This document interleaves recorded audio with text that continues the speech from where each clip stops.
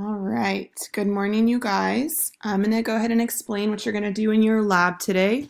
This is the Transmutation or Bean Lab.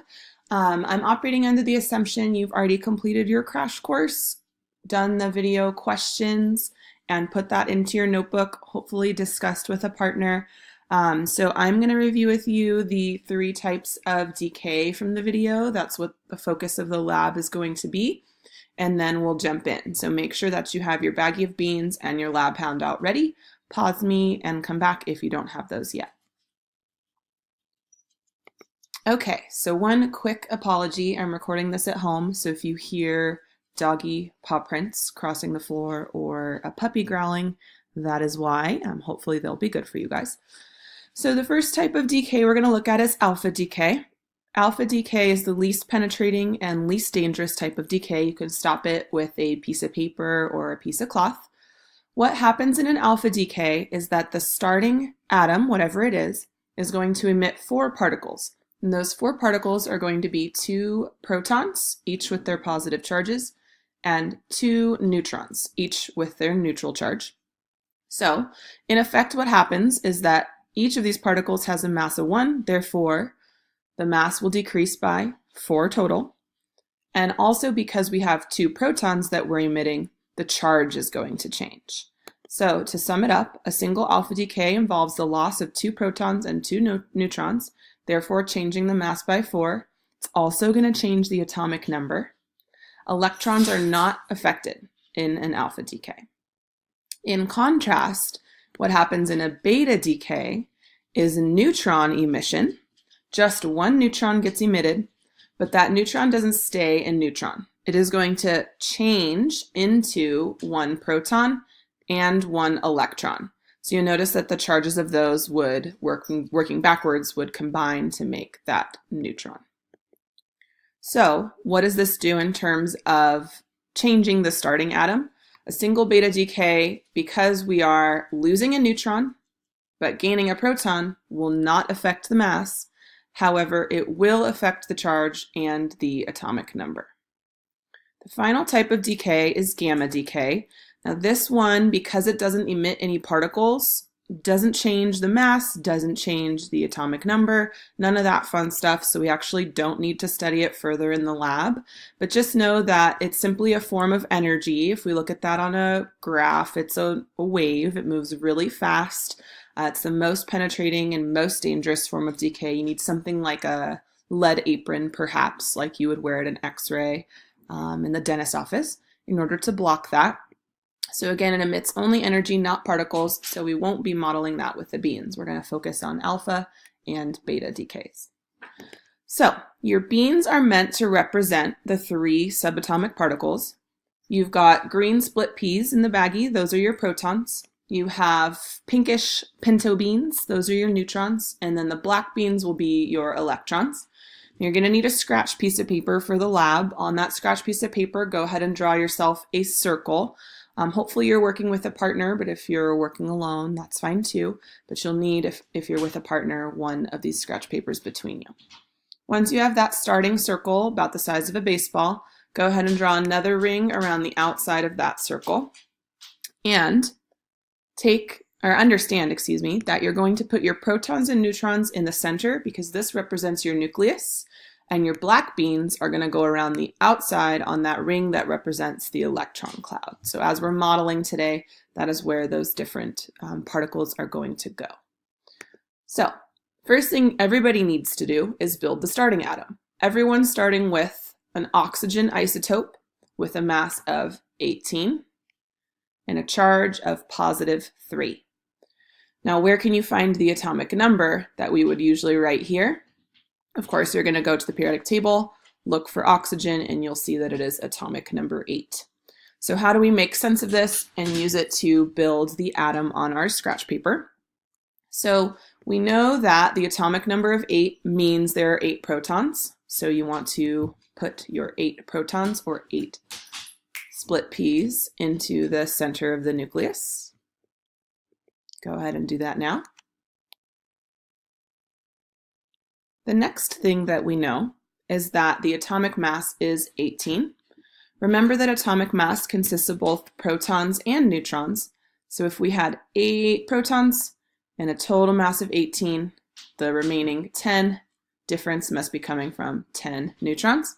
So go ahead and pause me and add 10 neutrons to your nucleus. Okay, here are my 10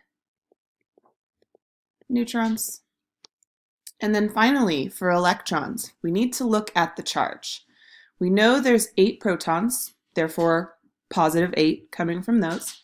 The overall charge tends to the positive, to the effect of positive 3. That means we have more protons than electrons by a number of 3. So the ionic charge of +3 indicates 3 fewer electrons than protons, therefore we must have only 5 electrons.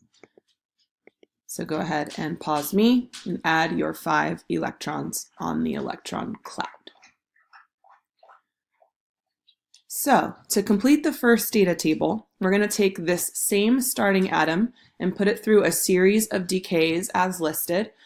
Each row, you're going to make the listed change, either an alpha or a beta decay.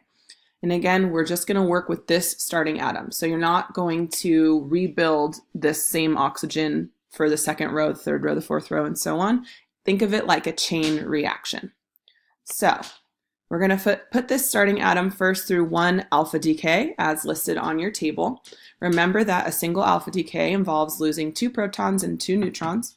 Therefore, it's going to change the mass by 4. Electrons will not be affected, so we don't have to worry about those black beans. Alrighty, so first let's take away our 2 protons. Just take them and put them off to the side. 1 and 2.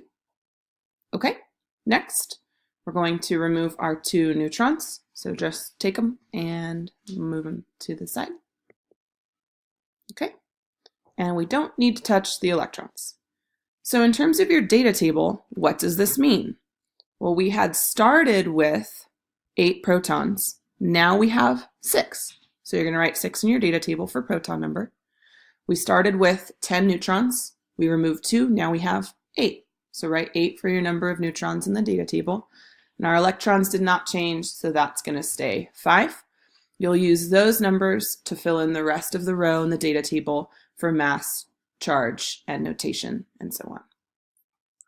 Now we're going to use this new atom to move into the second listed decay in the second row of your data table, and this one's going to be a beta. So here's the new atom with the changes we made in the first row. Remember that a beta decay means we are going to take 1 neutron away, and that neutron is going to change into or be substituted with 1 proton and 1 electron. So let me walk you through that again. Here's what we're starting with. We're going to remove a neutron and replace it with a proton and an electron. So what you'll notice is that because we lose a neutron but gain a proton, mass doesn't change at all. However, we added 1 more proton in, which will mean the atomic number goes up by 1, and therefore the element's identity is different. Remember that through this entire data table, you always want to use the proton number to determine the atomic number and therefore the element's identity. So this will be your new atom you'll use for the third row, and we'll let you guys continue on and try that out. Just a couple of things. Finish the first data table following the same procedure I just showed you, always using the atom created in the previous row, performing the listed decay, and then moving forward. Make sure you fill in all the boxes in your data table. Once you've done this, I'd recommend you go up and see the sub and check the key that I have made. Just make sure you're doing things correctly before you attempt the second data table. For the second data table, I've listed in the instructions that you still build. I would suggest that, but if you're feeling really strong and you don't want to keep using the beans, that's an option too. So in the second data table, it's not a chain reaction anymore. You're going to start with a new atom in each row. So the first one, for example, starts you with calcium. You're going to put that calcium through the single decay and then fill your numbers in. And then for your second row, it's a completely different, I believe, iron atom that you're going to be using.